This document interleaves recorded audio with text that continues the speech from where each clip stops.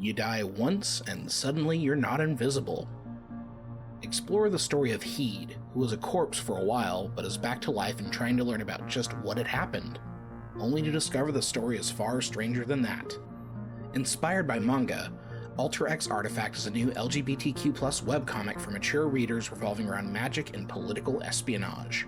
This comic features fantastic elements, gripping storytelling, and impressive visuals that pull you into the strange but fascinating world of the comic.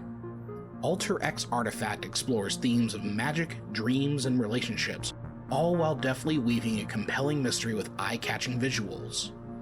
You're still in time to enjoy the exciting prologue as well, but you gotta hurry over onto the website. So, if you're looking for your next weekly webcomic read, you need to go to alterxartifact.com. That is alterxartifact.com. Now back to the show.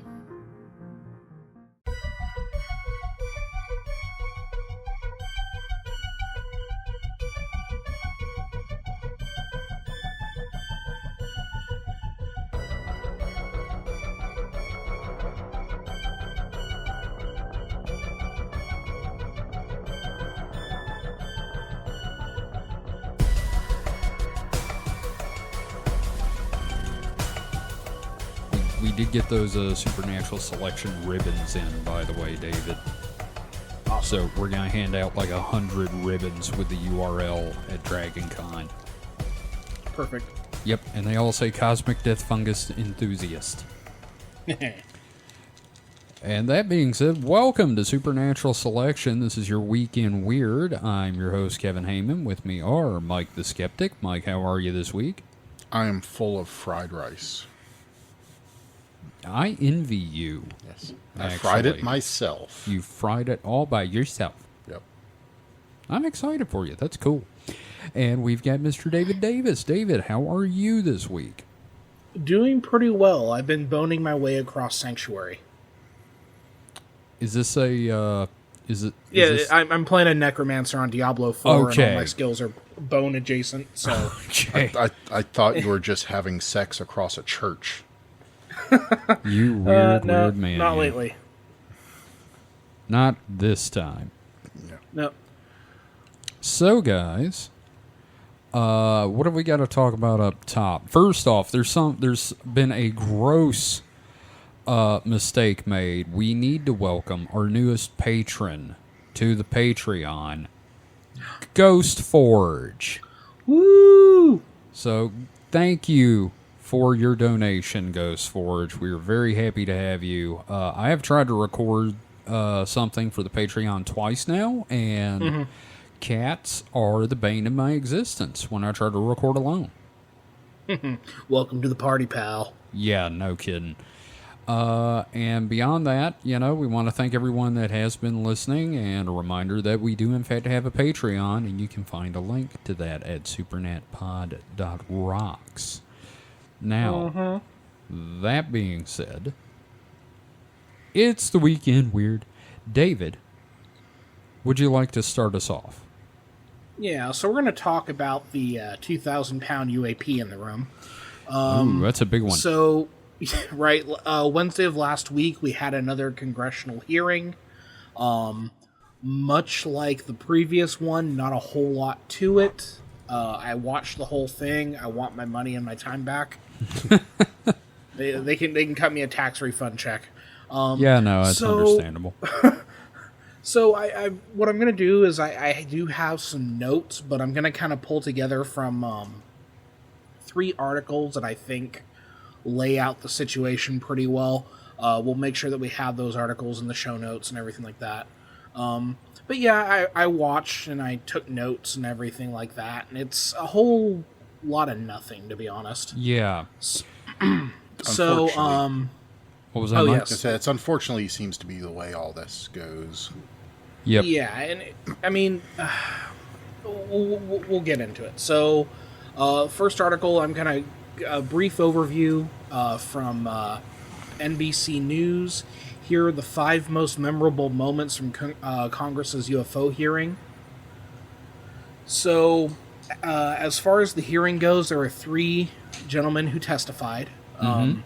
Lieutenant Ryan Graves, Executive Director for Americans for Safe Aerospace and a former Navy F-18 pilot. Okay. David Grush, who we've probably heard a lot about. We've talked about Grush, yes. Yeah, former senior intelligence officer for the National Geospatial Intelligence Agency. And the last gentleman was retired Navy Commander David Fravor. Fravor. Fravor, yep. So, a House Oversight Subcommittee held a hearing on UFOs, specifically known as Unidentified Aerial Phenomena, or UAPs, and heard mystifying testimony about unexplained objects and government possession of non-human biological matter. Lawmakers on the committee, baffled by some of the testimony, repeatedly noted that UAP sightings are an issue of bipartisan concern and raise national security questions. Separately, some accused the federal government of endeavoring to conceal key UFO-related information from the public, though they did not provide evidence to support these allegations. Right.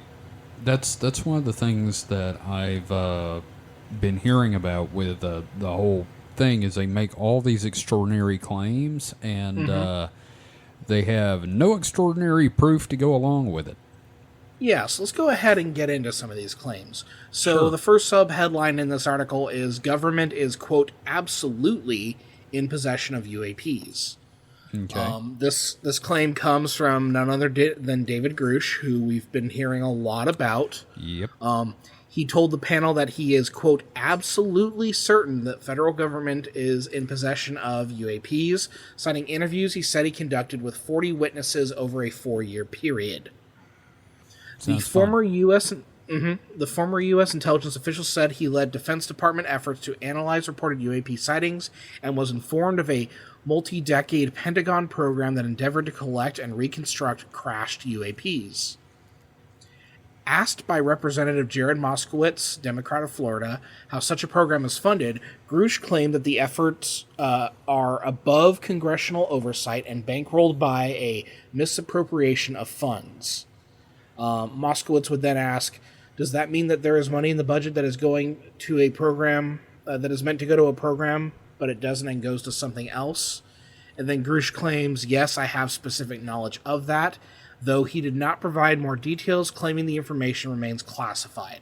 So that's one of the big things from this whole thing is David Grush, you know, when we've heard his song and dance for like a couple months now leading up to this.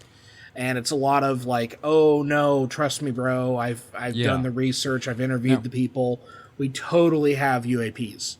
Now, Mike, I want to ask you something real quick about this. When we covered the whole Grush thing during the Weekend Weird you and me did that week, if I'm not mistaken, didn't we figure out that he used to be a disinformation agent, and now he's like, but no, totally, this time I'm telling the truth?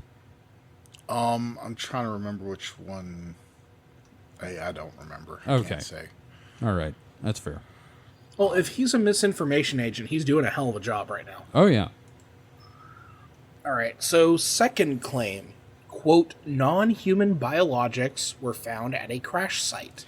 You know what qualifies as a non-human biologic? Anteaters. Oh, okay. Dogs, cats, gerbils. Dog fish. cum.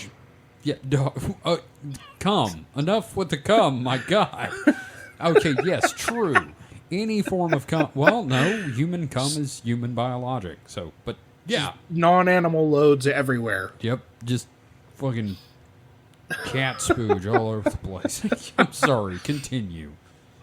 Again, this is Grush. Grush, who underscored that he has not personally spotted a UAP, told the panel that he knows of, quote, multiple colleagues who were injured by UAPs. He also said he has interviewed individuals who have recovered, quote, non-human biologics from crashed UAPs. Grush said that he prefers the term non-human rather than alien or extraterrestrial.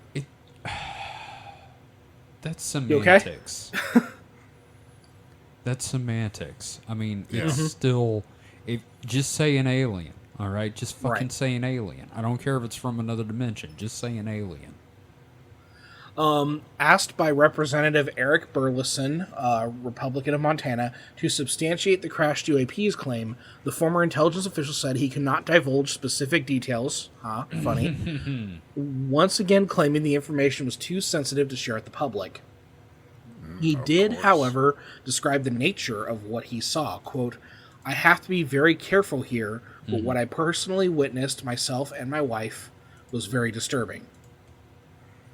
Naturally, a Pentagon spokesperson told NBC News that Grush's claims are false. So, again, it's another oh no, dude, I totally saw, recovered alien bits. But I can't tell you about it. Yeah. Yeah.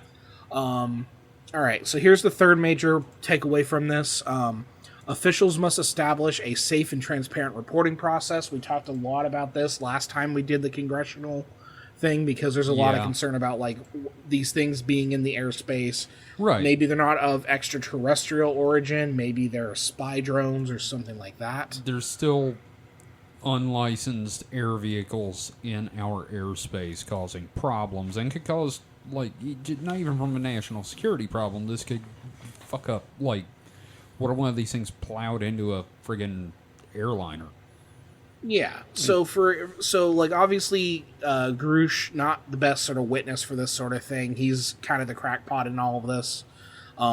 However, Ryan Graves, one of the men who was testifying, former Navy pilot, told the panel that military pilots do not feel adequately briefed on UAPs, which he said leaves them unprepared to respond to UAP encounters, which I think is valid. That's right, Mike. I mean, I guess, but I guess it all depends on what exactly they are. Well, Well, that's the thing. They don't know what these are. Yeah, but if you don't know what it is, you can't be properly briefed on it. Well, all I'm saying is hey, you might see some weird glowy shit up there. I don't know. And maybe we see enough of certain UAPs to classify them. You know what I mean? So, we don't know what the fuck it is, but we know that it's an orb, and an orb has generally this sort of pattern or something like that. Being briefed on a flock of geese. That's fair. That's fair. But I don't think he's out of line with this. I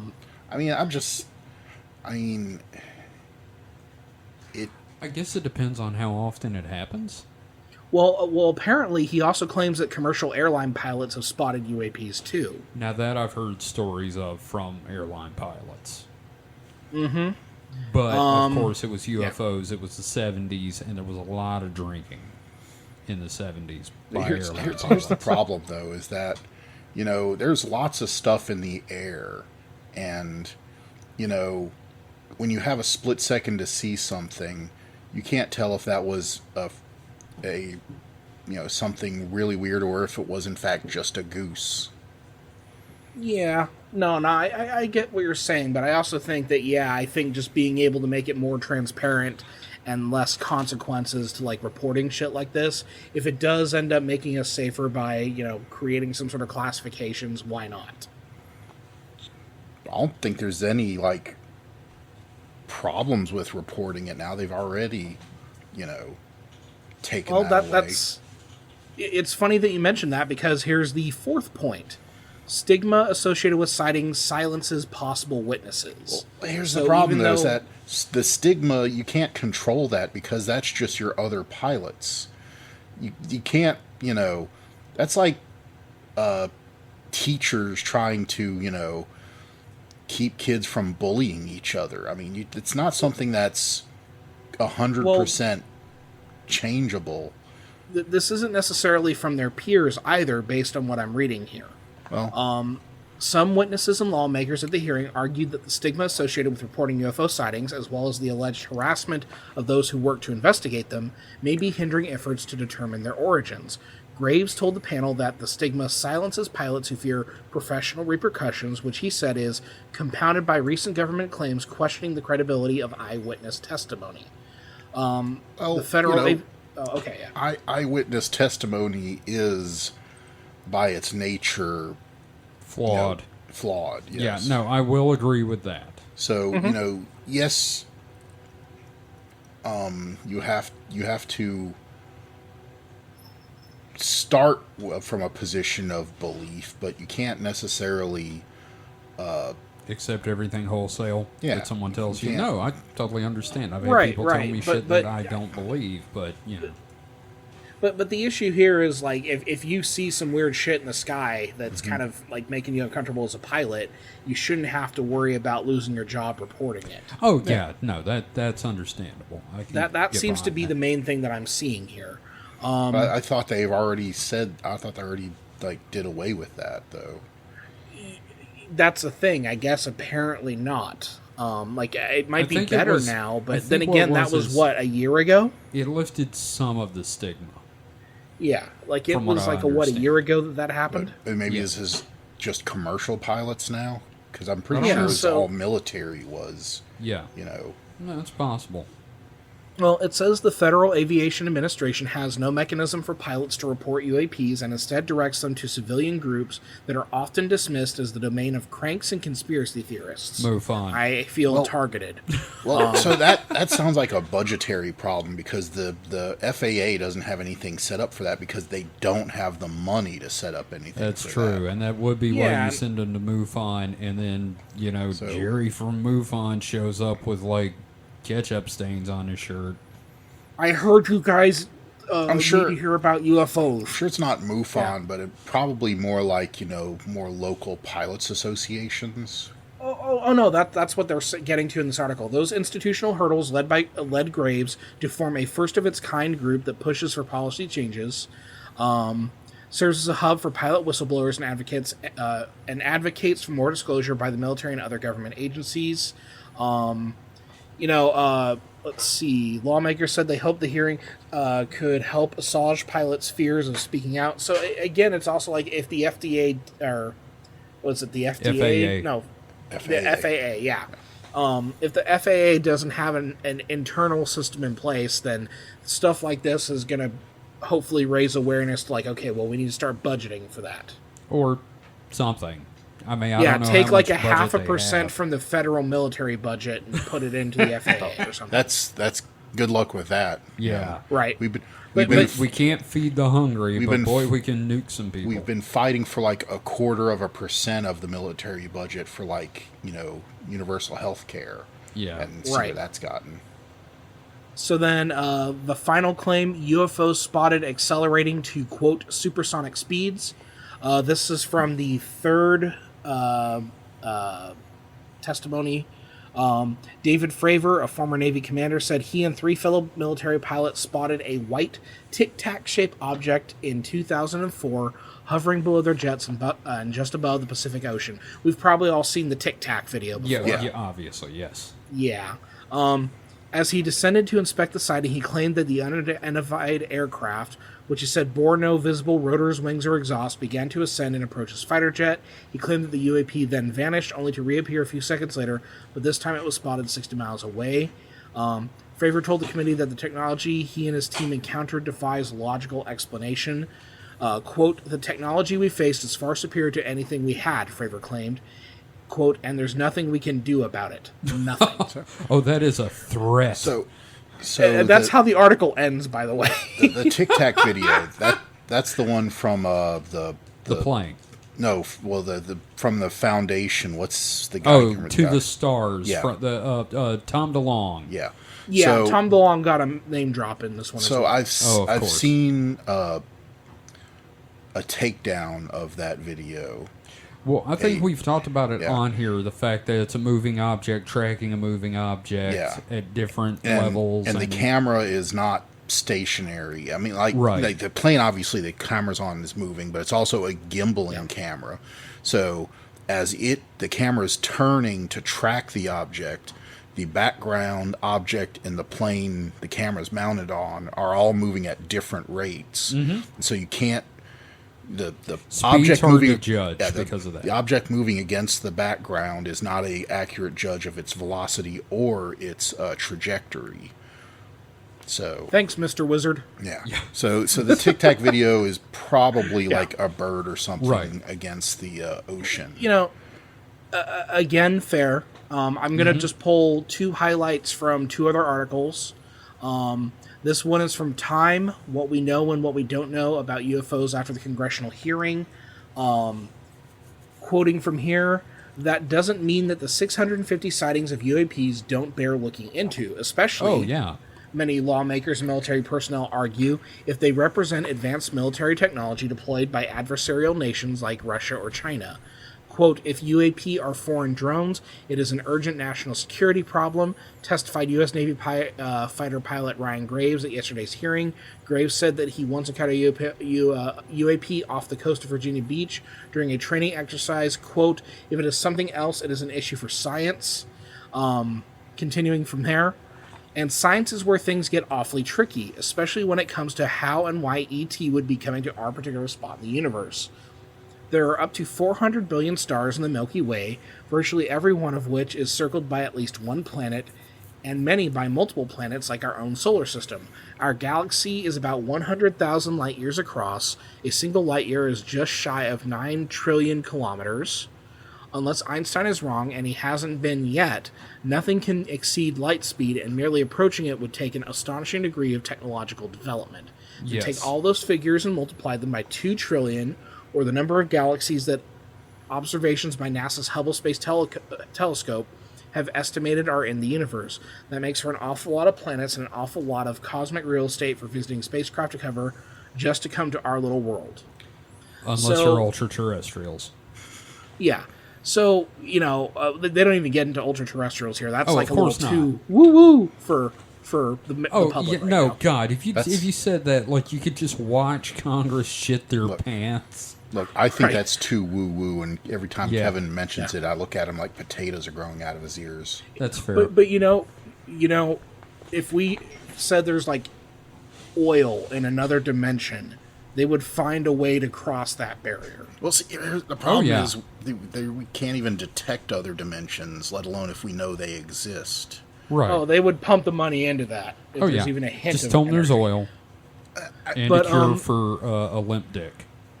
But, I wanted to talk about that one because, like, more than likely a lot of these UAPs, if they're not optical illusions, they're probably more terrestrial-based. They are probably drones and that sort of thing, and that's the main...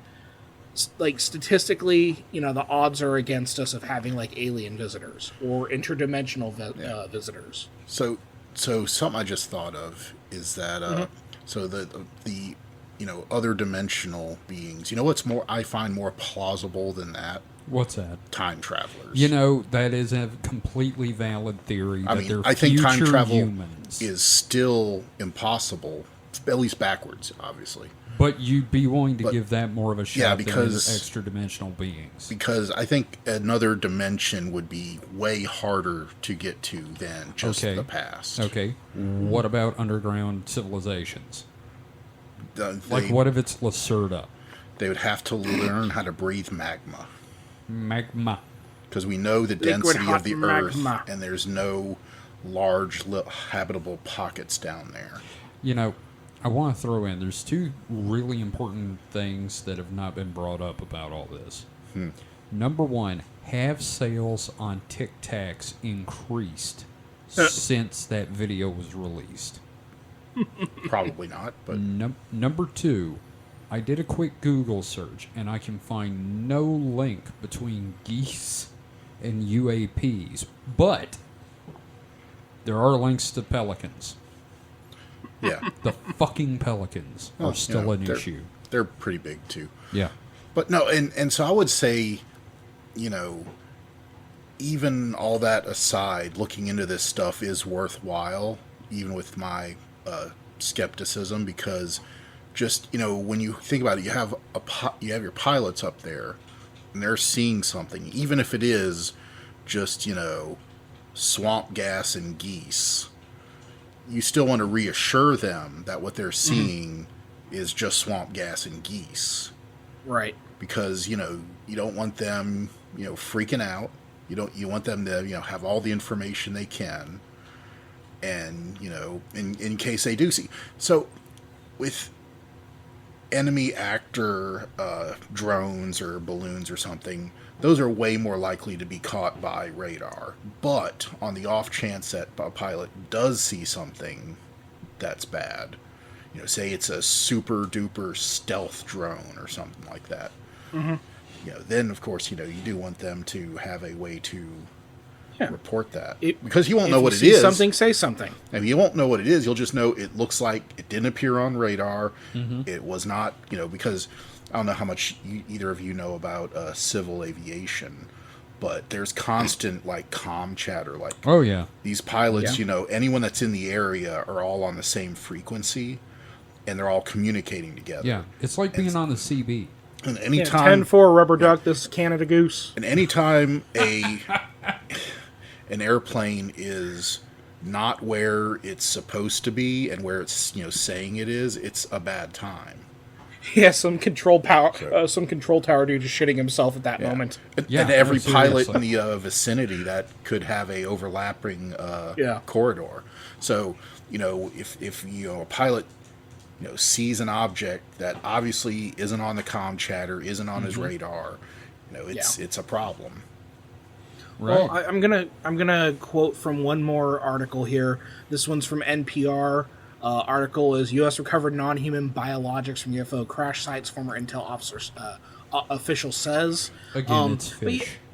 Yeah, again, it's David Grush. Whatever. You don't see me, but I'm making a jerking off motion right now. That's fair. So, here's another UAP sighting from one of the more legitimate witnesses here.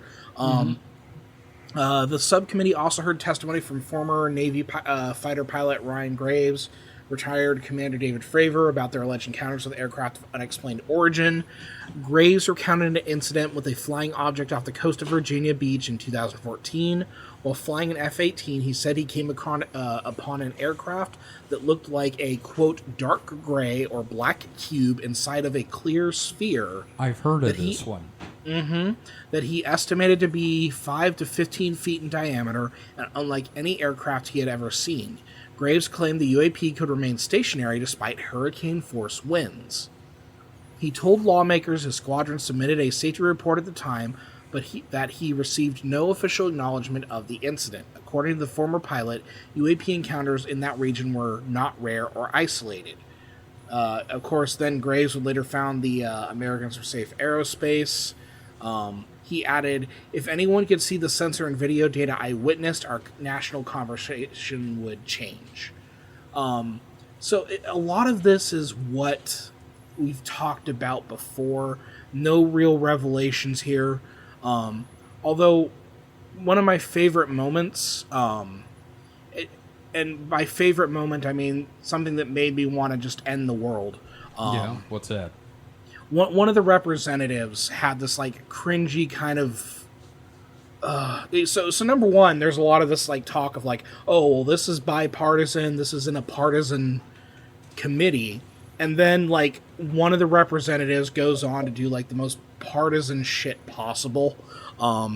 So this is Mr. Burchett, who's the representative of Tennessee. Oh, fuck him. I believe one of our friends of the show Yeah. has been bitching about this guy lately. Yeah, go ahead and watch Flagged for Content. Yes. So yeah, they're talking about the Tic Tac UFO, and he goes, Tic Tac like the candy, not the TikTok Chinese communist app. Oh, fucking Christ. My daughter said, "Okay, boomer." It just like this is brain vomit from this guy who should probably be in a retirement home. This is the modern version of it's a series of tubes.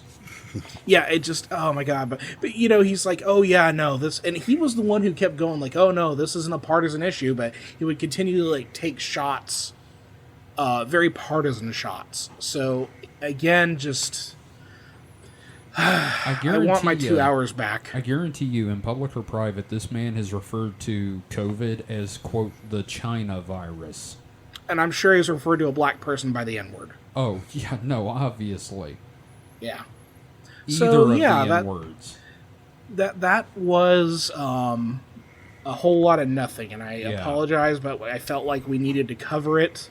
Yeah, I'm just going to go ahead and say that it is the stance of supernatural selection and whatever our little organization here is called, that both Grush and Lou Elizondo can both go fuck themselves. Yep. There we go. No, signed. Yep. Mike, you down? Um, These are the two. These are the two quote whistleblowers that Yeah. keep talking disclosure. yeah, I mean, if they want to, intercourse themselves, they can. Yeah. Well, I encourage them to do so.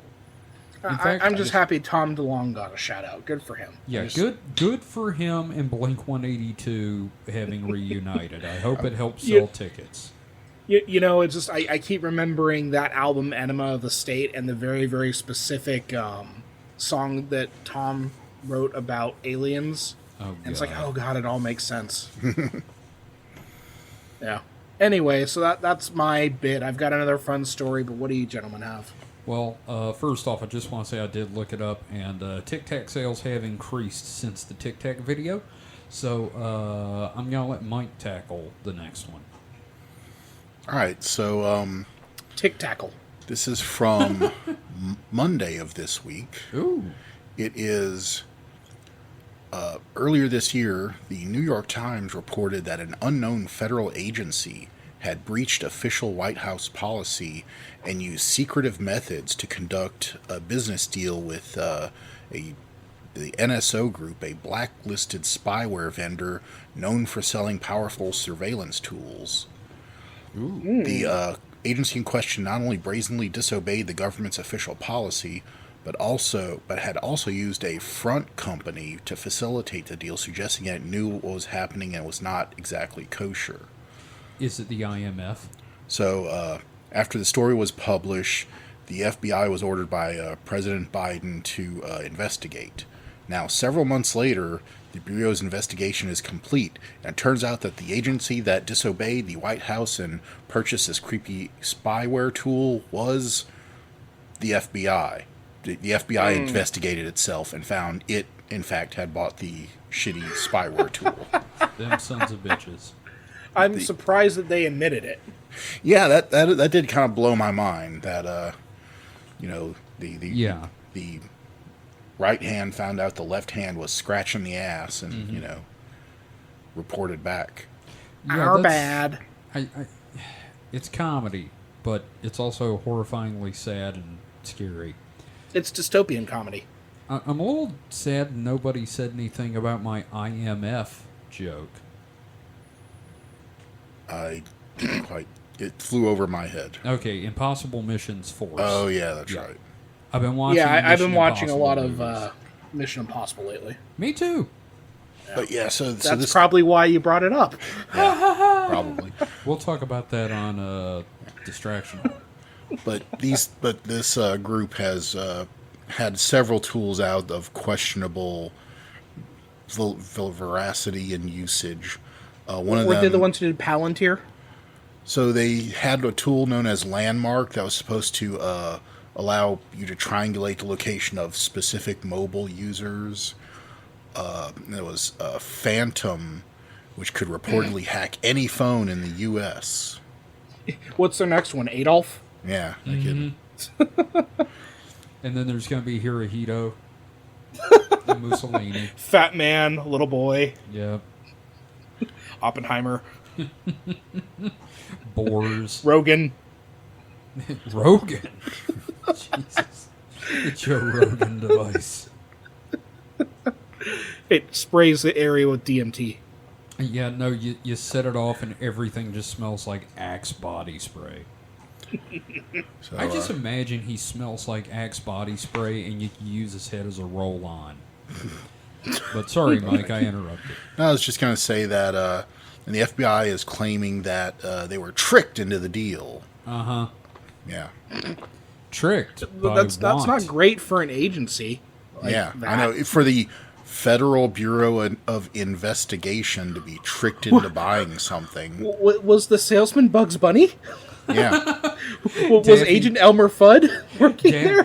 Daffy Duck showed up with a briefcase and just sold it to him. We need to spy on our citizens. Yeah, apparently the federal contractor called Riva Networks was the middleman, and the FBI claims that Riva convince them that this tool was in-house developed, but it turns out it's from this NSO. Of course. Sounds like someone had financial interest. Yes. Probably was also, it doesn't say here, but I would wonder if NSO was also Russian, maybe? I don't know. I do not know. You know, Indeed. spy shit was cooler Israeli. back in like the 60s and 70s. Now we live in dumb spy times. Oh, yeah, no. It's They not also, as fun. They were the same people that did Pegasus as well, yes. You know, nobody these days... Wow, they've done all the shitty spyware. Oh, yeah? Yeah. They did Palantir as well? Oh, I didn't see that one. Oh, wow. Okay. Which Well, is the most hilariously evil name for Yeah, something like... let's call it... Jesus Christ, guys. Let's name it after the evil nutsack from Lord of the Rings that everybody used to spy. Brilliant, boys. Just brilliant. That's a... I long for the days of microfiche inside of a pen. I wish there was more, like, seduction involved. Yeah, more switchblade shoes. Oh, yeah. I want like, a FBI agent, like, being romanced by, like... If they're gonna get suckered in by, like, a multi-level marketing scheme, I want it to be, like, a hot person, like, seducing. Oh, God. Palantir is Peter Thiel. Peter Thiel. Oh, yeah. Who's that? Ooh. The guy that took down Gizmodo via Oh, Hulk Hogan. fuck him hard. That guy is Yeah. a danger to society and freedom. Yeah. You know, as much as I use PayPal has been absolutely awful in giving us terrible people. Oh, yeah, no. I mean, Admittedly, I'd say Thiel is worse than Musk, but just barely nowadays. Like, a couple years ago, absolutely way worse. Nowadays, marginally, like, just a hair worse. it's funny you say that, Mike. And he's gaining, he's, like, running down that, you know, he's a slow starter, but he's Yeah. running down Peter But, Thiel. Mike, it's funny you say that. I literally just saw someone theorize that Musk was possessed by the spirit of rich, low-tax Kayonka on the moment of his death, and that's why his life has gone downhill. He is taking the low-tax route. And he found What a way a to very online reference. I know, but he also found a way to con people out of $10.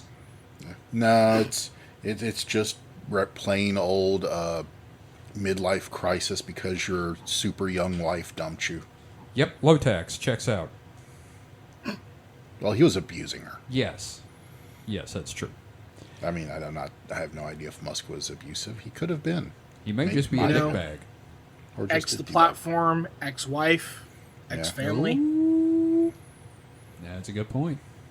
Yep. So, Mike, you got anything else on that one? No, that's pretty much run its course. Okay, well, first So, off, nothing like good old-fashioned government dystopian like Yeah. spy shit. Well, also- incompetent spy shit. yeah, stupid spy shit. Like, that. It's like one of those things where the FBI would spy on itself and not know they were spying on themselves. It's like two- Fucking get smart. Yeah, it's like it's like a drug deal going down, and it turns out both of the people are undercover cops.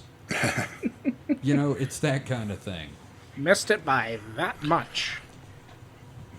Well, the CIA steps on the FBI steps on a CIA, op. Yeah, And No, then it's the like DEA it's like the FBI is trying to sneak up on the CIA and it steps on its own rake. you know, there is a podcast about this kind of shit I've been meaning to check out called like Alphabet Games, Yeah. and Yeah, I heard about that. it's about that kind of stuff. Well, So- I was just thinking, the FBI is investigating something, and it finds out the CIA's behind it, and then the DEA just like comes trundling in like the fucking Kool-Aid man. oh yeah. I smell cocaine. So, before I move on to my story, I just want to throw out there that toward the end of last month, Kevin Mitnick, quote, world's most famous hacker, passed away at the age of 59. Now, if you don't Rest know, in power. yeah. Now, if you don't know who Kevin Mitnick is, I'm going to read the Gizmodo article. Kevin Mitnick, once considered the most wanted cybercriminal in America, passed away at the age of 59. Apparently, he died of pancreatic cancer. That's what Jobs died of. And in the 80s and 90s, he was a hacker. He was breaking into various corporations and government computers. And he was arrested, served time, and when he got out, he was under the stipulation that he could not use a computer ever. Yeah. Badass. Yeah. I think even before he was sentenced, like, while they were still in the trial, he was forbidden from touching a computer. Yeah. He's the closest thing we have to a real life Neo. Well, here's the thing. There was a movie based on him, and it was called Hackers. Very loosely. Very, very loosely. In that it was just a character that, also got in trouble hacking. Yeah. But that character was, like, still a teenager, and he was never, like, in prison for a long time. He was just, forbidden from touching a computer. But, of course... Wasn't the guy playing the character based on him played by Shaggy? What's his name? Matthew Lillard? No. He was in that. Yeah, he was in that. Yeah. It was a main character based on Kevin Mitnick. But Yeah, and Angelina Jolie? no, the dude that was trying to get in her pants. Yes. It's been a while since I've seen it. I'm sorry. It's been a while. I'm going to have to look up who that was, but I think it's funny that when you get out... Johnny Lee Miller? Okay, thank you for that. Yeah, he's not done anything. Oh, I bet he hasn't. Because he was... Out of everyone around him, he is the one no one gave a shit about. Because he was like dumb white guy number 2 that got hired to do that. And then like everybody around it has gone on to do stuff. Yeah. But anyway, point is, do you know what he did after he got out of prison, David? What do you do? He was a white hat cybersecurity professional. He became the system. He legally broke into people's systems to test their security, and then sold them a way to not have that happen. Yeah. Oh, yeah. Which is, It's like breaking into a person's house to sell them ADT. Exactly. And I think that's great, especially since it was corporations. Fuck That corporations. is badass, man. Yeah, no, I adore Kevin Mitnick, and, rest in peace, man. But that was not my story. I just wanted to get that out of the way because, Kevin Mitnick's just one of those figures that, for a while, he was the shit. They also had, like, the Free Kevin movement online, where you'd see people like this one African-American gentleman inexplicably in a Superman costume holding a sign that said Free Kevin. Hell yeah. And when they did that, one of my friends would joke, Free Kevin with purchase of a small Coke. So, anyway, I have a story, though. Okay. And David, it's from phantomsandmonsters.com. Motherfucker. I don't think this one is as bad as that last two. We'll find out. All right, this one's from Friday, July 14th, 2023. Homeless man encounters short humanoids in coveralls with strange eyewear. the Seven Dwarves? It kind of sounds like that. Right? So, a homeless man attempts to set up a campsite, get warm, and catch some sleep in a small patch of woods. He encounters 3 unknown humanoids in coveralls with strange eyewear. I received the following account. Quote, at the time that this incident occurred, I was homeless and got around on an old bicycle. One evening, I was looking for a spot to set up a quick campsite in a small patch of woods along a public bicycle path in west central Darke County, Ohio. I was cold and eager to get a small fire started and get into my sleeping bag. The area is a refuge for stray cats, which I'm already like, okay, dude, I'm there. If I'm going to be homeless, I'm hanging out with the kitties. Many locals drop off their unwanted or stray cats in this area, and some local kind-hearted folks feed them and provide plastic containers for shelter. When I found what I thought would be a suitable spot to set up a camp, I set my bag down and walked a few steps to a large tree to empty my bladder. I had a small flashlight in my bag. I thought he said I had a small bladder. Yeah, sorry. Had a small flashlight, though. Not fleshlight, but flashlight in my bag. But the night sky provided enough light after my eyes were adjusted. Suddenly a cat dashed through the brush very near me and startling me, then another further to my left. As I looked toward the sound of the last cat running, I could make out the shape of the plastic containers in a small circle. These containers housed some cats. I then noticed 3 sets of pinkish-orange glowing objects with slight movement. I first assumed the glowing objects were the reflections of 3 cats' eyes. After watching the objects further, approximately 30 seconds, I saw that the glowing was in fact some sort of eyewear worn by 3 human-like figures. Is it the fucking Oompa Loompas? Maybe. What is Wonka up to? Oh, what's he doing in Ohio? What's he want with the cats? I don't like the look of it. Anyway, as I knelt down to watch them, I could see these figures were handling the cats, and the subjects were wearing very low reflective off-white or gray coveralls. After about 2 minutes, all 3 subjects turned their heads toward me. Thinking they might be animal control workers and not wanting to frighten them, I stood up and asked, "How you doing?" With no vocal response, all 3 began moving toward me instantly, closing the 30 feet that separated us. What, did they just fucking teleport like an anime character? I guess. Slowly again I asked, "What are you guys doing out here?" They continued moving towards me. I heard one of them talking or communicating, but inside my head and in a strange whisper. I couldn't understand. I also noticed they were shorter than me. I'm 5'10", and guess they were about 10 or 12 inches shorter than me? I turned, got on my bicycle, and pedaled out of there. After several minutes of fast riding, I noticed no vehicles or signs of activity. It was almost like I entered a time warp. I didn't notice anyone or anything following me. I eventually found my way out of the area, but I was disoriented for many hours. I didn't sleep that night and continued riding west until I couldn't continue. I finally stopped and slept a few hours in a small park. I have no idea who those figures in the coveralls were, but I don't believe that they were human. Signed, I'm just worried about the H. cats. Yeah, what were they doing with the cats? What were these little fucks doing with the cats? Got no closure on the cats, man. I know, fucking coward. Maybe it's like that episode of South Park where they're getting high off the cat pee. Ew. Cheesing. What if it's cheesing. It may be underpants gnomes. We are the underpants gnomes. Yes, exactly. But the funny thing is, this kind of reminds me of a story I read about from 56, 57, or it may have been the 40s. I don't remember. It was in Minnesota. A guy was walking home one night, and he saw these little gray dwarf-looking dudes, like about 2 feet tall, wearing weird overalls and walking along just like mumbling, going, and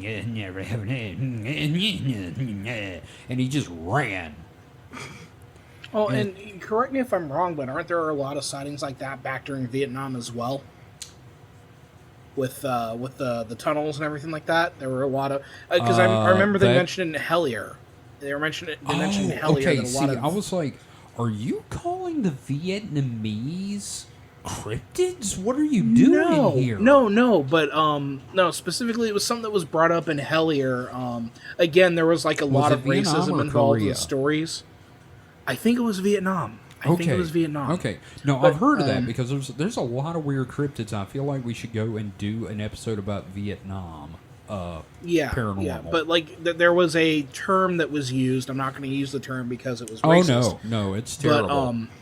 But like the descriptions of like other, because obviously the Vietnamese dug a ton of tunnels, but seeing something that wasn't a Vietnamese person in the tunnel, that's the vibe, and from what I recall, they were described as very short. Right. I just want to point out that these little motherfuckers were wearing work uniforms with glasses and like stealing cats. Like, what were they gonna do with the cats? What were they doing? I'm just worried about the cats now. I know, me too, Mike. What do you think they were doing? I don't think there were weird little guys stealing cats. That's what for sure what I don't think was going on. Yeah, no, it's a small town. Weird things happen. Maybe it was a performance art piece. Oh, I don't Maybe know. Maybe it was a bunch of toddlers petting the cats. I don't know. 5-foot toddler? No, he was 5 foot. They were like He said he was 5'10". That's true. Like they're around 4'10" to 5 foot. Sure. Okay, then they weren't little guys. Then they were just some dudes. They were petite. Petite. I like that term. But honestly, still, that story wasn't too bad. It was definitely better written than the last time you subjected me to something like that. It definitely wasn't the dog man or whatever it was in the swamp and the whole. God, that fucking story. Fuck that. This site though, it's crapshoot. I'm gonna have one every weekend. Weird. There we go. No, So, that's good to have your sources. You know what I mean? Your crappy sources, yes. Now, that being said, we're gonna take a quick break, and for some I cannot talk for some messages, and we will be right back after this.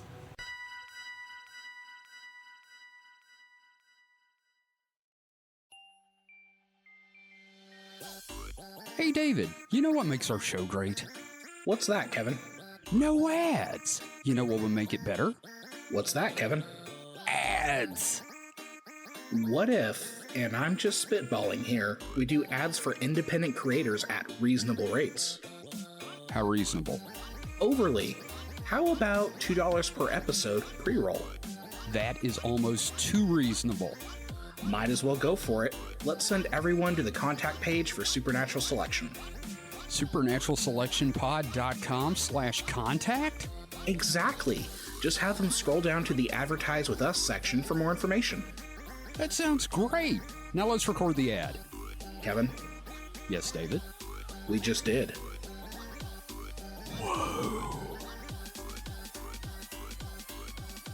And we're back. And if you'd like to hear a version of that story that's way more blue, you can join our Patreon because, man, there is stuff I do not say, and I am proud of my restraint.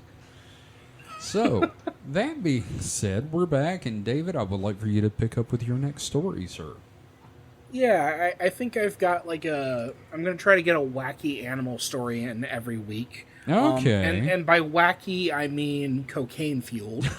God damn it. So this is from The Bite, which is under futurism.com. I like to get a lot of articles from them. Okay. This was published on July 23rd by Victor Tangerman. And the headline is, Florida shark suspected of eating discarded bales of cocaine. Are cocaine sharks really feasting on illegal contraband? Is this the origin of the movie Meg? The Meg? No, the Meg predates this one. Okay, just checking. Yeah. Oh, God. Part of the reason I like Futurism is because they do every dumb, impulsive joke I would do. Oh, good. So- okay, so you so don't, the- you the don't head- have to the do header any for- work. The header for this one is Jaws for effect. Oh, God. It wouldn't be Shark Week without some wild tales of sharks interacting with humans, from feeding frenzies to horrific first-hand accounts of attacks, which are, for the record, rare. But this year's Shark Week, which is airing next week on Discovery, takes the cake when it comes to headlines-grabbing reports about the underwater monsters, this time with speculation about, quote, cocaine sharks, devouring huge bales of cocaine that sometimes wash up on Florida beaches. God damn. It may not be quite as far-fetched as it sounds. In June alone, the Coast Guard fished over 14,100 pounds of the white powder out of the Caribbean and Atlantic Ocean, as Live Science reports. To investigate the possibility that the sharks could help themselves, TV personality and marine biologist Tom the Blowfish Hurd That is a hell of a nickname to develop. Like, is he the goat throat? Is that why he's called the blowfish? Tom the blowfish herd teamed up with the University of Florida environmental scientist Tracy Finara for some fun but somewhat dubious-sounding experiments. Hurd and Finara got to work by dropping simulated packages of cocaine. No sharks were harmed in the making of this Discovery Special, to see if the sharks would bite. Even when placed next to decoy dummy swans, the shark swam right to the bales to take a bite. Quote, "We have no idea what cocaine could do to a shark," Hurd admitted to Live Science. Quote, "So we can't even say, well, this is a baseline and go from here." Yeah, we don't know a hell of a lot about sharks. Right? First of all, use real cocaine, cowards. Yeah, fucking give them coke. Maybe try some weed, see if that chills them out. Won't a shark die if it stops moving? I have a feeling weed would really make it stop moving. True. This next header is jumping the shark. God damn it! Right after No stuffing some doping more the bait. After stuffing some more bait balls with concentrated fish powder, the closest and safest alternative to feeding cocaine to sharks they could think of, the duo says that sharks went wild and started acting irrationally. They do that. How is concentrated fish powder even close to cocaine? Yeah, I would have thought maybe powdered sugar or flour or something. Oh, or Anyway, PCP. The fish thing smells like something that they would eat, so Of course they're going to go into a frenzy. yeah, cocaine though is I'm assuming would be if I smelled battery acid. I don't know, man. What if they stuffed it in a tuna? Well, they say we'll let readers decide whether that stands up to scrutiny. It doesn't. No. No. But Sorry, Hurd is guys. urging audiences to consider broader implications of ocean pollution. Quote, "The deeper story here is the way that chemicals, pharmaceuticals, and illicit drugs are entering our waterways, entering our oceans, and what effect that they could then go on to have on these delicate ocean ecosystems. One thing's for clear, Cocaine Bear is so 5 months ago." Yeah. So here's a thing I do know about sharks. I do know they like to nibble at things. Even if they can't smell blood. Because let's face it, nothing's bleeding. 99% of your creatures out there that you're gonna eat as a shark aren't actively bleeding at the moment. Right. So they'll go up and nibble on something, and then if it bleeds, they'll go. But I'd imagine if cocaine does in fact affect a shark in some way, that if it swam up to a bale and took a nibble at it, well, that just burst open the package, and it's now diffusing into the water. So not only is it, you have this highly saturated cocaine water around this bale that the shark is now swimming through. It doesn't actually have to eat the cocaine. Technically, isn't that just an energy drink at this point? You get the train spotting montage of the shark's eye getting all dilated. Yeah, that's Yes. like the eyes get wide, but the pupils just constrict. Yeah, no, it's like that. It's like that montage from Requiem for a Dream when he shoots up. Yeah.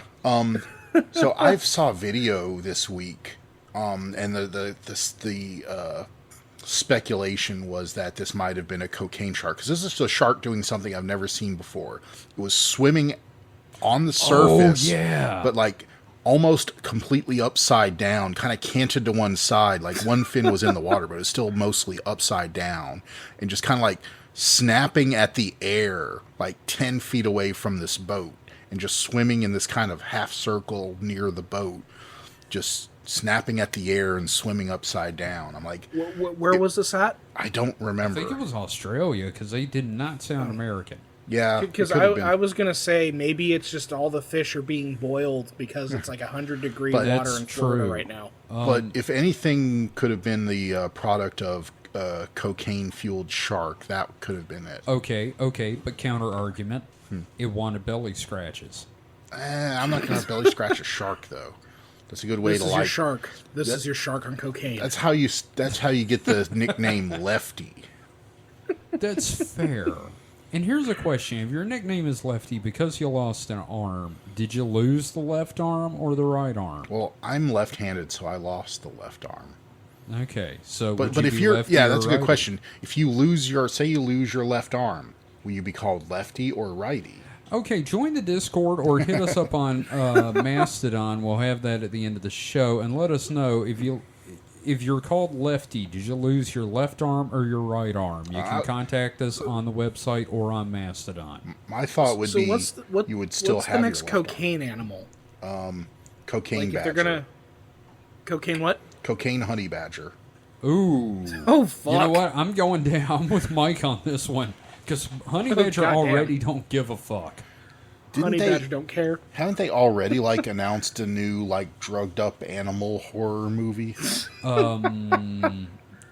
Yes, and it's a sloth. Yeah, that's right. It's a sloth. It's a coked up sloth. It's what was the name of the movie's like a pun or something? Yeah, I don't remember what it is, but it's literally a movie about a coked up sloth. I don't know, Cocaine Rex or something. There's going to be some sort of movie where they Slaughterhouse. and then the dinosaur escapes into the jungles of Colombia and then finds like a drug trade area and like gets into the cocaine. All right. So you got a Tyrannosaurus on cocaine, and there you go. You just made me want to see a new Transformers animated thing with Greg Berger back as Grimlock, but on cocaine. Just remake Narcos, but throw a Tyrannosaurus Rex in it. So it's Narcos crossed This is- with Jurassic Park. This sounds like a cut scene from Weird. And don't even explain what the T-Rex is doing in Narcos. Just occasionally have a drug dealer get picked off by a dinosaur. But did you hear me what the name of the movie is? Slaughterhouse. Slaughterhouse. Fucking awful. I hate it. It sounds so stupid. I want to watch it. Oh, God. Well, thank you. Yeah, unfortunately, no sharks were actually on cocaine. Which, like, if you're gonna do it, like, Do it. just do it. Just Yeah. fence Yeah. sharks. They've been around a long time, and you're not getting Like the the whole shark's species gonna survive. hooked. Yeah. I don't know. I would like to see a coked up shark though. If I haven't already from that video of the one swimming upside down, but that could be heat. It could be heat, could just be ill. You know, you never know. Mental illness and drug abuse, kind of look the same from the outside. Oh God! You know Oh I'm no, a special shark. I'm picturing a shark like Tyrone from Chappelle's Show. The little shark and his little mittens are pinned to his fin because his mom wanted to make sure he took his mittens with him. No, the David, shark. you're killing me here, man. That's terrible. The shark just didn't like the way he felt on his medication, so he went off of it against the advice of his doctors. Yeah. The shark's having his Britney moment. Always talk to your professionals about getting off your medication. He felt he just didn't have enough energy to do his job on the medication. He should try another prescription then. Yes. Well, thanks for that, David. Mike. Yeah. What have you got? What's your second one? So it's undeniable that the James Webb Space Telescope has been a boon to the scientific community. Man, even Like- with a problematic name, So it is badass. yeah. So it was like more than a decade late. Mm-hmm. It was like triple over budget. It was in the world of science. It was Duke Nukem Forever. It was bordering on boondoggle status, and there was genuine apprehension during the launch that it was just going to explode in midair. Yeah, they were like, surely this has been coming for so long that it's just not going to make it to orbit. But anyway, so it has, and for the past over a year now, I think, has been doing really good science. Oh, Well, the shots we've been seeing are fucking amazing. so a new shot came out earlier this week from the James Webb Space Telescope, and I'm guessing it's a nebula. It doesn't really say. It's a near-infrared image captured by the Webb Space Telescope. But zoomed in on this, you see a very odd shape. These are I'm all looking at it. galaxies, so I'm assuming this is some form of galaxy, because it has to be on a very big scale. And the only way to describe the way it looks is a question mark. And this isn't like kinda a question mark. This I mean, is straight up it's a fucking question It is mark. a little wonky. It's not like a perfect typeface question mark, Looks but it like is my question marks. 95% of the platonic ideal of what a question mark should look like. That's a lot of big words. Yeah. This just sounds like Super Mario Galaxy. No, it is. It is bizarre. I mean, obviously. I mean, not obviously, but I mean, I'm assuming it's like has to be some kind of occlusion to get that kind of like a something dark in front of it or something. But then again, if that's a galaxy, that would have to be gigantic. It would have to be a dark galaxy or something. Could be, I don't know, maybe the period or the dot of the question mark is a sun, and the curly Q is a like plume of gas, and there's like a black hole sucking it out. Who knows? I'll tell you what. Talk about a mysterious universe. Oh, Yeah, no, this is uncanny. Yeah, no. My comment on this is the BBC really needs to chill the fuck out with these Doctor Who promos, because like this is too far. Oh, that's a good thing. I just read a thing that speculation it could be two galaxies interacting, like the curly part is another galaxy that's being ripped apart by the dot galaxy. I think they're just asking questions. Yeah. Or it just, like someone else said, so this is just the universe coming back with the question. Now we got to find the answer. Now, could it be that there's like a black hole in that spot that's... Nah, because, like I said, the scale of this is on the galaxy scale. Like, all the objects you see around it are galaxies. Yeah, this is way too big for... Like, if it were a supermassive black hole, it would just be a fucking galaxy.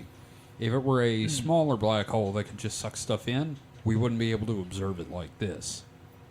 Okay. Hey, Mike, I actually knew something. Yeah. Yeah, no, Give you shocking. a gold star brownie point. Hey, I don't want your gold brownies. I don't want your brown star, is all there is to it. But I don't know. This is really cool looking to me, and like, obviously this is us looking, seeing a pattern, but like, that's a fucking question mark. The Riddler is up there. I mean, and also just to think about the fact that, we're in the right location to see this, because from other angles, it would not look like this. Mm-hmm. If you were on the complete opposite side of it, it would look like a backwards question mark. Yeah, and some Christians seeing this would look at this as like the proof of the existence of God if it weren't for the fact that they all think the earth is flat. And also, like, when did this, form of a question mark actually become become used? Because I'm sure at some point the root of that looked almost nothing like a question mark. I like it. I'm typing to find out the origin of the question mark. But yeah, I mean, It's actually based on the Q at the beginning of the Latin phrase quaestio, which is question. The Q and the O, it was abbreviated to quo, and then the Q on top of the O, and it evolved into the question mark. So it before Greek times. I mean, even during Greek times, it was not a thing. Yeah, or Roman times, whatever. Yeah. So we all learned a lot. You could just say now. it's a within the last 3,000 years. I'm just picturing some Greek dude with like a scroll that has a picture of a question mark. He's going around, what is this? What is this? And that's how you get the origins of a question. And because of a galactic, I made this thing. Because of the galactic scale, this thing has been looking like this for well longer than the question mark's been looking like it does. Maybe this is the origin of the question mark, the definitive article, as it were. So an alien took a Roman or Greek, which I can't remember which one you said, out into space and showed him this, and he came back and said, "Oh, that's what it's got to look like." I don't know that. I just like the idea of him just like not understanding what it is and just like drawing a picture of it, and then eventually the picture gets confused with the question, and that's like the mythical version of how the question mark comes together. See, I'm just picturing a Babylonian astronomer priest somehow seeing this thing in the sky and going, "What the fuck is that?" And that's why they use it. Well, considering that, it took our most powerful telescope to see it, is definitely not naked eye visible. Yeah, so what you're saying is a Babylonian took a telescope and he put another telescope on the front of it. And then he launched it into space so he could see. He just stacked it all the way out into space. Yeah. Okay. Ancient aliens. That's the answer. Here's another question. So obviously this picture has been rotated to look correct. I wonder what the original, orientation is, because if it was upside down, it would be, very relevant to the Spanish-speaking world. Yes, it would. Man, the Riddler's plan got really elaborate. It really did. That fucker. Well, I'm glad you brought that one up, Mike, because I had forgotten about it till just now, and I just really, it is just uncanny. And guess what? Both of my stories were from this week. Woo! Mine are not. Speaking of, my next one is a neat one from July 12th. So, about a month behind here. I'm not going to read the title of the article, but I am going to read the article. This is from Sky News, actually, in the UK. Not to be confused with the transphobic BBC. So, birds are stealing anti-bird spikes put up by humans and using them to build their nests. Researchers from 2 Dutch natural history museums first came across the phenomenon in a hospital courtyard in Antwerp, which I love the name Antwerp. I want to name a kid Antwerp. So, magpies had ripped about 50 meters of anti-bird spikes. Of course it's magpies. Of course it is. From the hospital building and used them to build a huge nest of 1,500 anti-bird spikes. Anti-bird spikes are often installed on buildings to discourage birds from nesting there. Biologist, and I am so going to fuck this up, Auke Florian Hemstra of the Naturalis Biodiversity Center said the magpies were using the pins in the same way humans do, to keep other birds away from their fucking nest. Oh, that's awesome. It's like a joke, really, he says. Even for me, as a nest researcher, these are the craziest birds' nests I've ever seen. And if you look at it, it looks like a nightmare sculpture of razor wire or something. It's like the fucking Iron Throne. Yeah, no, exactly. Shit. The next step is they're going to start using those spikes to throw them at people. Oh yeah, no, they're just going to start dropping them from the sky.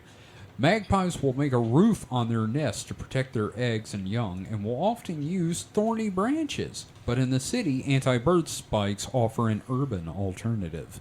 The researchers described the behavior as the, quote, ultimate adaptation to life in the city.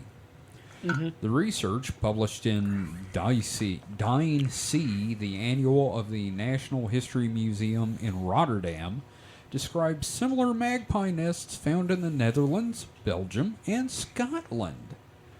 Crows, of fucking course, have also been found making nests with the spikes in the Netherlands. It's not the first example of unhospitable items being used for birds' nests. Burbs. Other sharp materials, including fucking barbed wire and knitting needles, are also used by magpies for the roof of their nests. I love the idea of yep, nope, kid ain't getting out. Ain't nobody getting in, but the kid ain't getting out. Some of them have been seen deploying handguns as auto turrets. I could see that. And one spy sapping my sentry. Oh, God. They've adapted to burning pitch to knock down onto They yes, they, Passerby. they develop boiling oil, and they will tar and feather people. With the feathers. Their own yes. feathers, too. That's hardcore. But yeah, no, I love the idea that these fucking things have started going. Fuck it, I'll steal your your deterrents. I mean, And I... Oh, yeah, go ahead. I was going to say, it kind of makes sense in this, in the way that they say they use thorny branches. So to them, it's just like another thorny branch. Oh, yeah. It's a thorny branch there just to keep a animal, which I'm assuming birds are part of those animals, Oh, yeah, no, away 'cause- from the fruit of the plant. Because there's some birds that will go into a nest, knock the eggs out, and then take the nest. Well, so, yeah. like, this is or definitely just predators in general, like, mongooses. well, just, whatever would want to eat the eggs or the young Yeah, mongooses. chicks. Or cats. Fucking Yeah, cats. okay, fair. Other birds, bigger birds. But yeah, so, it just seems like an outgrowth of that. What I am surprised about is how big the sections are. I was that expecting fucking just thing is huge. just individual spikes, but they have the whole strip Yeah. in there. It's a Yeah. nest made up of, it said like 1,500 spikes. Well, I've seen a documentary. I don't remember how long ago this was, but like animals adapting to urban environments, and it's fascinating. Like, it's not good for the animals in the long run, but it's still just fascinating to see how these things adapt. Yeah, And it was literally just a documentary of like, here's a city, here's some of the animals, here's how they're dealing with all this stuff. Yeah. I agree, David. We should destroy society. It's almost as if Yeah. life finds a way. Oh, god damn it, Jeff Goldblum, motherfucker. So, yeah, that's my other story. So, I like it. David. Before we go into questions and my new ending segment for the Weeks in Weird, I think it's time X gives it to us. And I completely forgot we were doing X. All right, great. We will skip that and we'll go straight to questions. Oh, okay, wait, no, I've got one. Okay. They delivered. Did Okay. Man, I'm good at my job. You are the best. Title of the thread is Cat Thread. And the question is, what are the paranormal implications of cats? Well, I mean, there's the whole witches familiar thing, because cats are very independent and they can turn on you real quick, so everybody associates them with demons. There's the cats having 9 lives thing. What are some of the... Mike? I mean, they've always been, because cats have way better vision and hearing than people, so they've always been considered to see like spirits or beyond the Right. veil or stuff like that. Oh, like that Stephen King movie where the cat was stopping the gnome from stealing kids' breath? Well, yeah. And that's another thing, is cats were, seen as, because they would sleep on kids or people, they thought they were, maybe Look. being nefarious and like, oh, I'm going to steal this kid's breath. Look, Because, that's a valuable commodity in kids, apparently. breathing. Yes. Yeah, I've heard that. And I mean, I can see how it happens because, kids, especially back then, kids would Well, just die. There was... Well, yeah, I mean, sudden infant death syndrome. If you come into the room the next day and you have a dead kid and the cat, obviously who's attached to the kid is like laying on him trying to comfort. Yeah. It's like, oh, the cat took the kid's breath. Yeah. Now, I have woke up, having breathing difficulty and realized Conti was asleep on my face. Well, So- yeah, but there's that too. That's a very Catch-22 the book scenario. So that's cat owner Yeah. fan death. Yeah. So, David, what are some of the responses? Okay. First response that I see here is ultra-terrestrials walk-ins. Okay, So- Mike, I want you to remember that it's not just me. I know doing it's the not just you. Ultra-terrestrials. It's not just you, but you're the only one I know. Well, it's because David doesn't live here. Well, the only one I know that brings it up all the time. Okay, fair. Let's see. Here's another post. They purr at a healing frequency. If you get sick and Kitty is extra cuddly and purry, that's why. Now, I will say that Ginger is, like, real big about making sure I'm happy and stuff and, like, not depressed. And because, like, I've had, like, the worst days ever, and she will come up and just snuggle up and purr with me, which she does not always do. So, I can see that. We got a little poem here. Oh, no. Cats deserve all the kisses, the hugs, cat grass, and treats. Agile animals who are expressive. They chase quickly, react just as fast. Cats are among man's best friend, innocent and bold. Shoelaces are stopped cold, not a couch left unscratched. Calling a cat innocent is quite the stretch.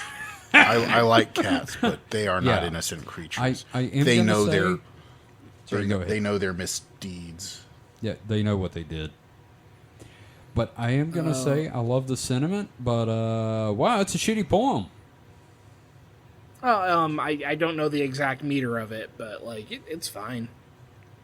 I've heard worse. All right, that's fair. Let's see. Cats are very intelligent. There are cats who are on the level of human intelligence. If only we could talk to them. That's a big old guess, because like Ginger is extremely smart, but she will poop where the fuck ever she wants sometimes, and I don't know that that's intelligent. Oh, she knows you're going to clean it up, so. Look,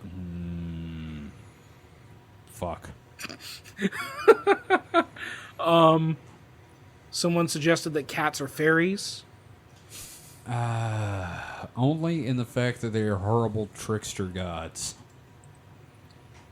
Someone posted a picture of Bubbles from Trailer Park Boys with a quote, "That's a pretty fucking nice kitty right there," which I appreciate. I know you, as you do.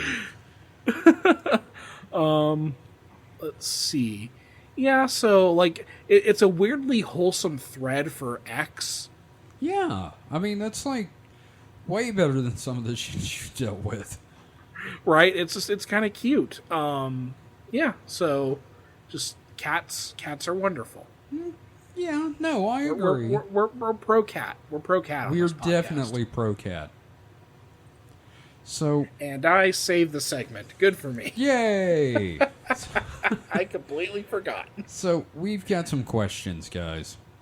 And the first one is from Kick-Assatron. Which, hello. So, are services like Outhorse Your Email the number one way to combat the eventual AI takeover of intellectual property? Now, I don't know about you, but I did not know what Outhorse Your Email is. So I went to the website, which is a section of visiticeland.com. And what it is disconnect from work and let the horses of Iceland reply to your emails while you are on vacation.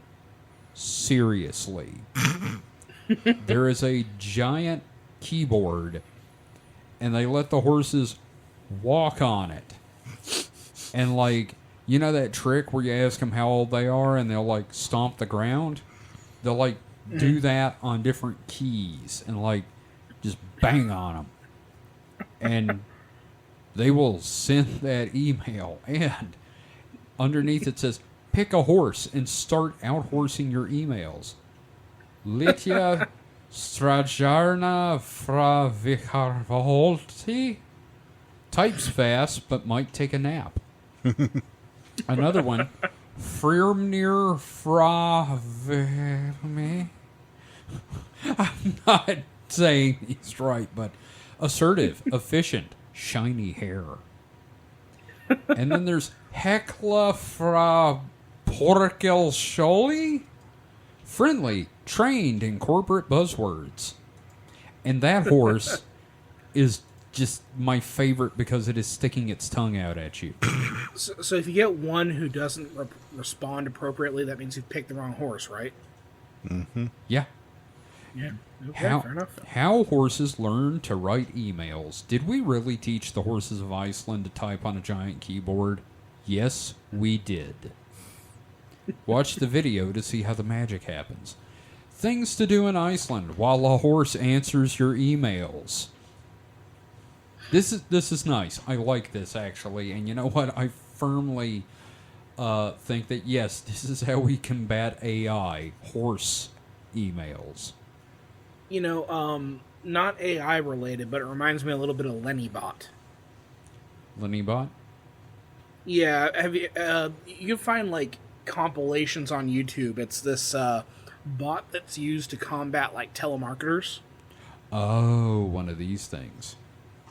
Yeah, so it's just like this old guy named Lenny, this artificial old guy named Lenny, and like some of those, like most people will figure out in a couple of minutes or talk to a bot, but you know it's funny when it's like you get like an hour-long like conversation between the bot and the telemarketer. Oh, that's great. Yeah, and it's all over YouTube. Just type in Okay. like LennyBot, and LennyBot. you'll find. Yeah, it's very good. It's very good. Okay. I'll look into those. But So- yeah, they can make one of those for like AI bots, I suppose. Sure, to- but I kind of like the idea of outsourcing to horses. yeah, no, I think the horses one is a lot of fun. Oh yeah, no, that's great, and just it's a way to invite people to come visit Iceland. Come pet our many horses. So What they should do is they should make a bot that just pretends that, or it's supposed to be like a person who's part of MUFON. So then it'll just like annoy the other bot with questions about like UFOs. you know, this actually reminds me of that quiz where you could make your girlfriend take the quiz, and it would determine if she was a girl or a horse, so that the horse would not eat your gems. I remember that. Yes. Do you remember the Horse eBooks Twitter account? Oh, of course I remember horse ebooks. That was God, great. Do you man. remember God. Jeff Jacques from Questionable Content had the best website and was forced to have to take it down, which was Walmart.horse. And it was just the website was just a photo of a Walmart with a horse leaning into frame, and Walmart demanded he take it down or they'd sue him. Oh man. I was like, it's just a horse. Why are horses so fucking funny, man? I don't know, because they're marginally terrifying. Yeah, I was gonna say Because because there's they're evil. They're- They're 1,000 pounds of nightmare flesh that can like hurt you. Because like one of my favorite memes is just that horse on the beach, and it just says "man." Just the horse staring out into the water. Man. I'm just laughing thinking about it. I love that one. Just Yeah. man. So we We're have pro horse on this podcast. we're pro cat and pro horse for the most For part. different reasons. For different reasons. So Mm-hmm. Man in Black has a question, and this is a one out of left field. And I don't know, Mike. This also relates to you. You're a writer.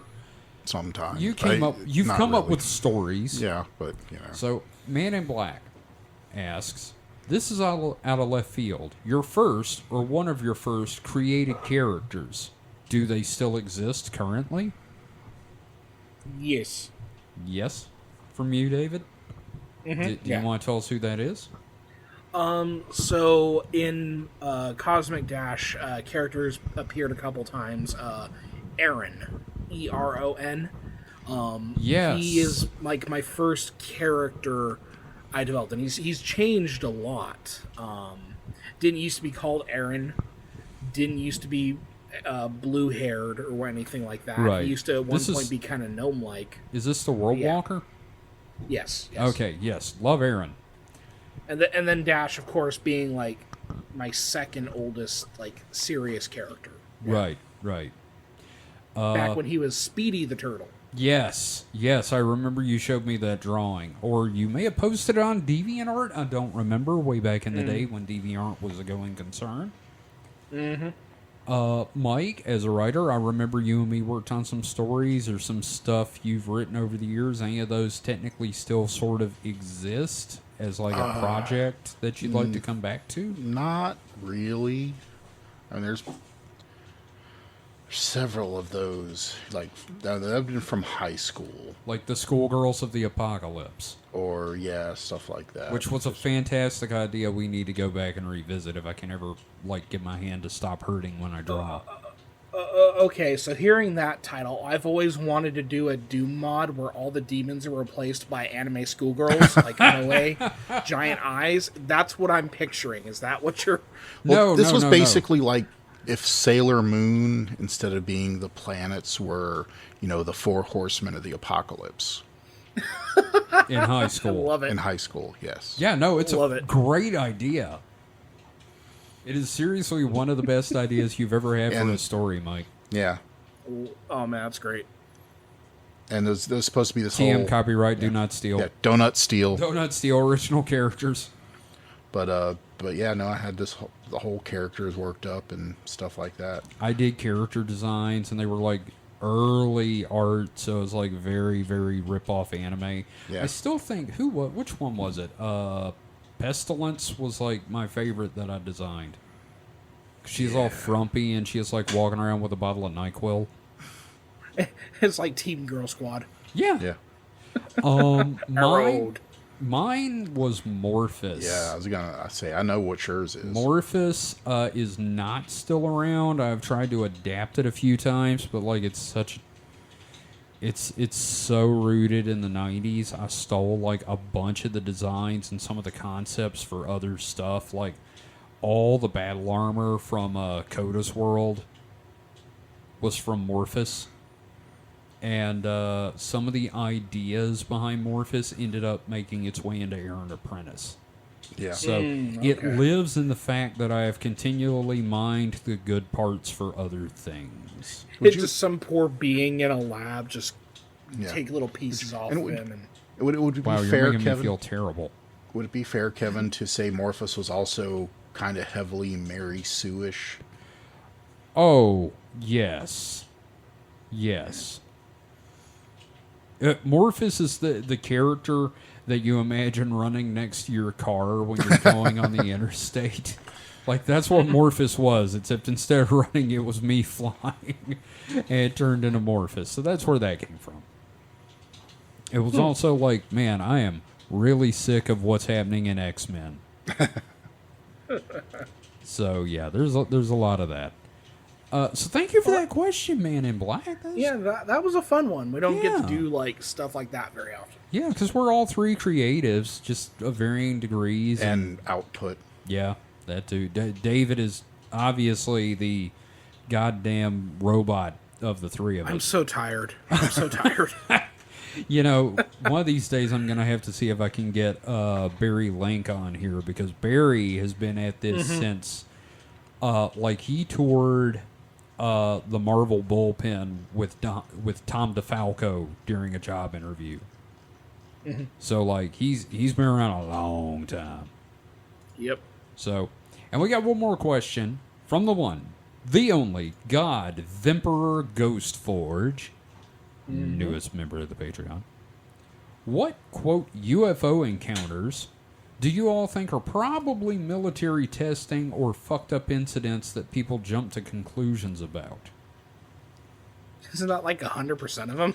Not 100%, but I am going to say, like, we did an episode on the one I think is most likely a military thing, and that's the Cash Landrum UFO incident. I really think that was a military botch. I'd say the vast majority, honestly. Okay. I would say, I don't know, I'd say the vast, well, depends on what you mean by, because I would say the vast majority have actually just reported UFO sightings, whether they be, just far off lights or something, or just, are something benign. But yeah, any of the ones where there's closer encounters, like, where it's seen as more than just a point of light. Like the Rendlesham Forest incident. Which one? I don't know these by We've name, Kevin. not You ought to know done. this by We now. haven't done an episode about it, and we need to. Is like 1980. One of the most is a military personnel encountering a UFO at Rendlesham Airface in the UK. You should do a little reading on it. I think I know a little bit about this. I've Okay. heard about this one. Yeah, maybe. I mean, like some of the stories There's like that a lot came of first-hand afterwards. account from Yeah. it. Oh, there's audio. Yeah, I think of the radio. Yeah, Communication. maybe. But anyway, I was thinking more of like the triangle UFO. Oh yeah, that's obviously. Yeah, some military stuff. My theory we about should we should do a tier list of UFO shapes and figure out what the best shape is. Oh, yeah, I've got a shirt of UFO shapes, and we totally ought to do one based on that. Yeah, what's S tier? What's S tier? Oh, God. Figure that one out first. No, we'll have to figure that out, yeah. anything penile. I was going to say, Phallic. like, I don't know, man, the sport model. You know, the Bob Lazar sport model, actual flying disc, but we'll get into that later. We'll do an episode about it. So, guys, to take us out, I've decided for the next few episodes, since Reddit already's been failing me, I'm going to do a reading from the Principia Discordia. Okay. And this is from page 38 of the Principia Discordia, however you want to pronounce it. A sermon on ethics and love. One day, Mal II asked the messenger spirit Saint Gulick to approach the goddess and request her presence for some desperate advice. Shortly afterwards, the radio came on by itself, and an ethereal female voice said, "Yes?" "O Eris, blessed mother of man, queen of chaos, daughter of discord, concubine of confusion, O exquisite lady, I beseech you to lift a heavy burden from my heart." "What bothers you, Mal? You don't sound well."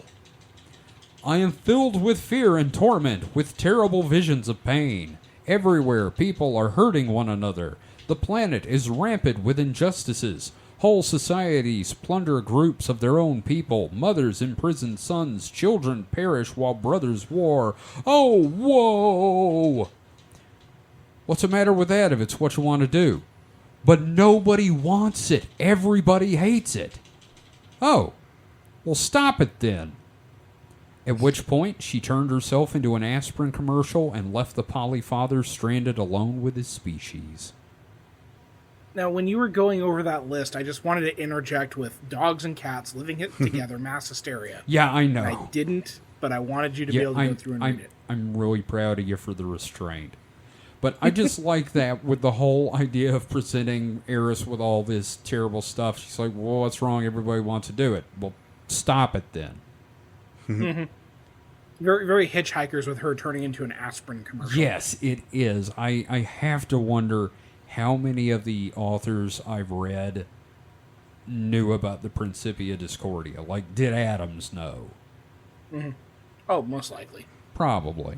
So anyway, that's our final little bit. So that leaves me to say, well, first off, we got any plugs?